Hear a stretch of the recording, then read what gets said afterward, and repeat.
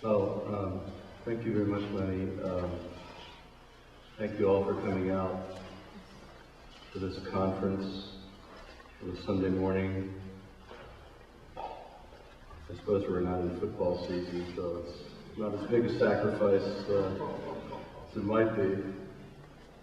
You guys do pretty well in football here.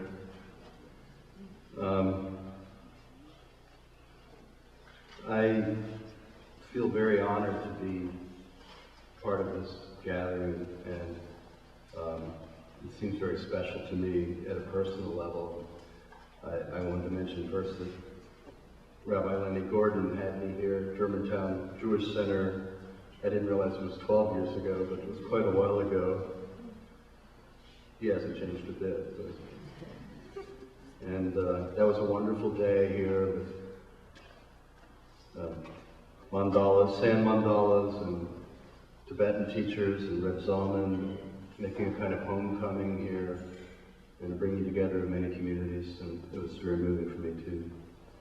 And Carol Rose is here, and Carol and I in 1995 sat on the porch together in Jerusalem. I don't know where Carol is right now, but she's here somewhere. Okay, hey.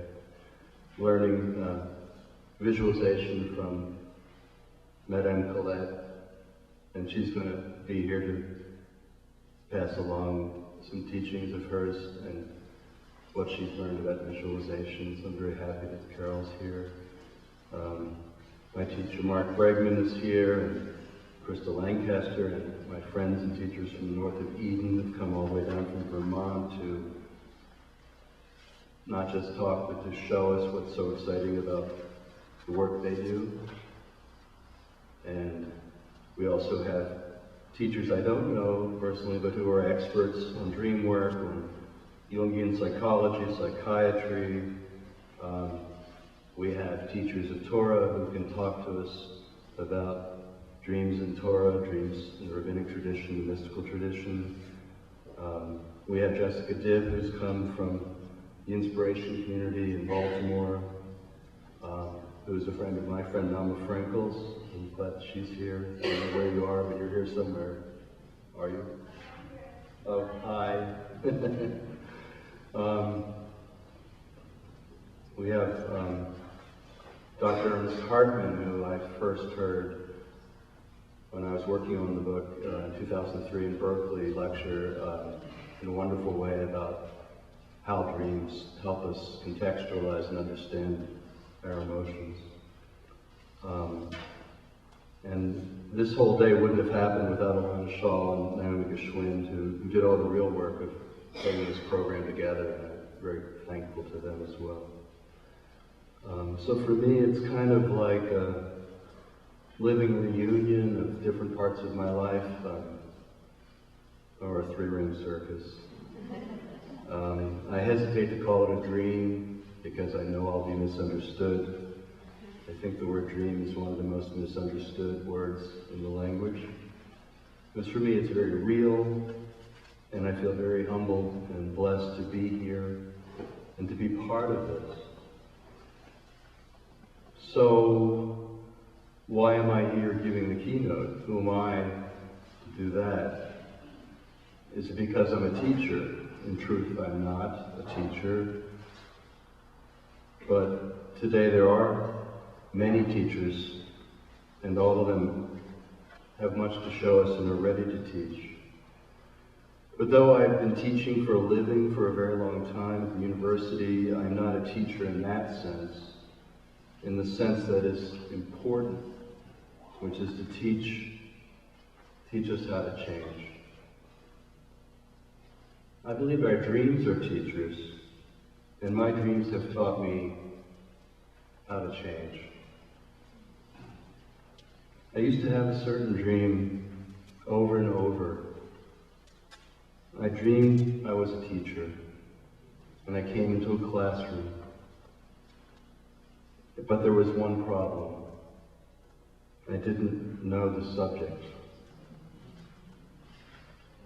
So I said to myself, I'll throw out a topic, and then I'll say a few things and see if the students response will tell me what it is I'm supposed to be teaching today. Is it a creative writing class, a Jewish studies class? Maybe it's a math class, who knows? So I do this. This is what I did, and this is what I do. I quip. My friends of knowing know this, but it is a hard habit to break because I'm very good at it. I'm like a bat. I throw out my quips and I listen for the echoes. Only in the dream, the students don't respond. They don't respond at all. They turn away. They talk to one another. They leave the room. And I feel such anguish, such pain, and it touches on my wound. I feel I've been rejected by them, and I feel I've been rejected by the Father, and by God, and my own Father, and that they don't love me. I took this dream to my teacher, Mark Bregman, and he said in his wonderful way, "How do you know you're the teacher?" And I said, "Well, Mark, I've been teaching for 25 years. Of course I'm the teacher." And so then he said quietly, "Well, does anyone in the dream say that you're the teacher?"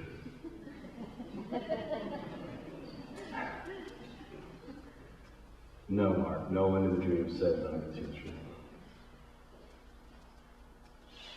And so we have these kinds of dreams, and I think this dream, I suspect everyone in this room has had a dream something like this, where you're not prepared, where you don't know why you're there, what you're supposed to be doing. I had an actor friend who had this dream. The curtain opens and you don't know what play you're in. So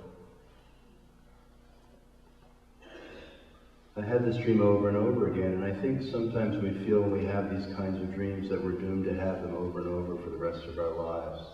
We'll never get out of that dream, which I think comes from the wrong attitude towards the dream itself. The dream's trying to teach us something, but if we're not ready to learn, the dream will repeat the lesson. The dreams are patient in a way, and we're so impatient. You say, "What a dumb dream I had. I keep having the same stupid dream over and over. A dream that I'm a teacher. The students don't listen." So Mark gave me what he calls a homework. And it's really very similar to what I'd learned years before with Carol from Colette, which is a visualization.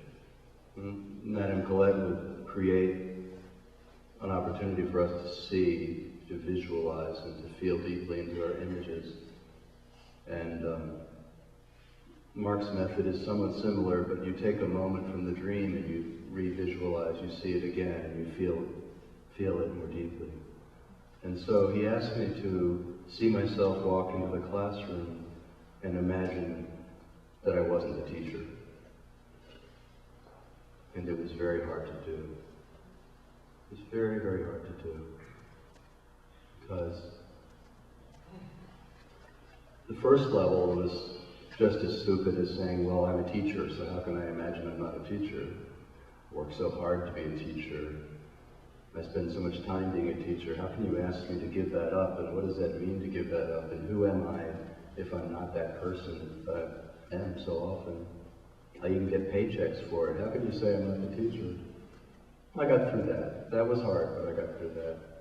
And then I got to a deeper level of it, which was, "You know, Rodger, it does seem that in almost every encounter with another person, you kind of assume you're the teacher.